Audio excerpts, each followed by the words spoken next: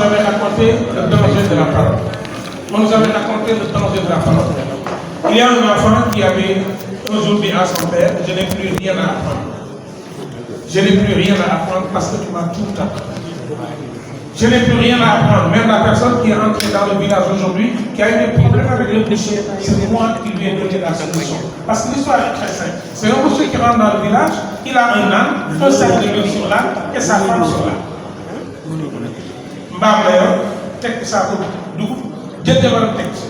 À l'entrée du village, quelqu'un lui dit, vends-moi l'âne et sa charge.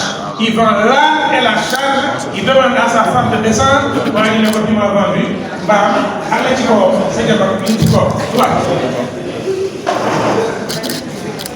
1500 francs, il a vendu sa femme pour 1500. On lui demande d'aller voir le sage du village, le sage est absent, c'est cet enfant, le fils du sage, qui a 8 ans, qui lui dit ce qu'il doit faire. En résumé, comme mon compte ne dure que 2 minutes, je saute tout ce qui est description et dialogue. Si vous voulez rendre votre compte court, enlevez les dialogues et les descriptions. Si vous voulez alléger votre compte, mettez des dialogues et des descriptions. C'était la leçon du jour. Et là, le monsieur va voir le boucher et lui dit, je veux de la viande. Je veux la viande de taureau. Il dit, j'en ai. Il dit, oui, mais moi je ne mange que des têtes. Vends-moi ta tête. Il lui vend la tête à 5 000. À 17h, le même monsieur revient voir le boucher,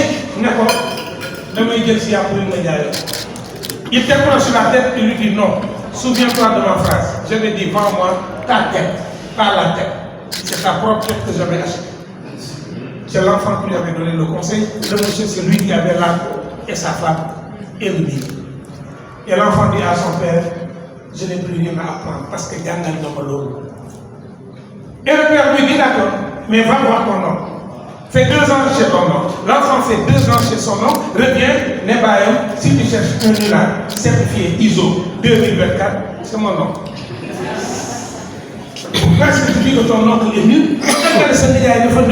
Il dit j'ai fait 2 ans à côté de lui. Il n'a pas ouvert la bouche une seule fois. Il lui dit mon fils, ton oncle t'a enseigné la leçon essentielle de ta vie. Il voulait t'apprendre à te taire.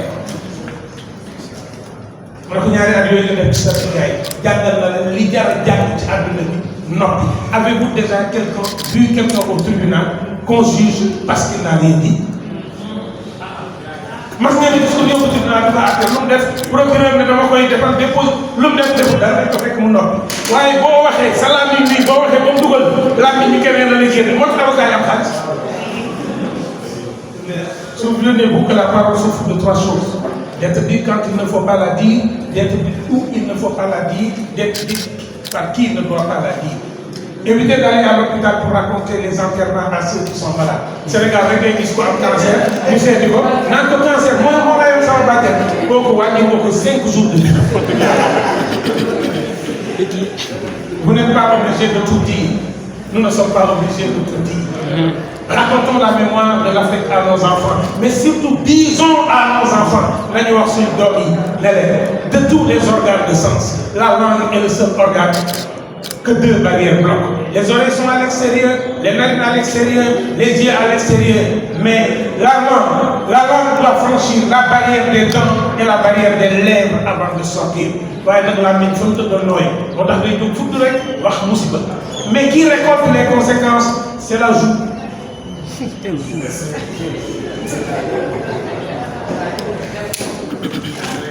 Vous avez prêté ma bouche, je la reprends. Vous m'avez prêté vos oreilles, je vous les rends. Je vous donne rendez-vous à tous les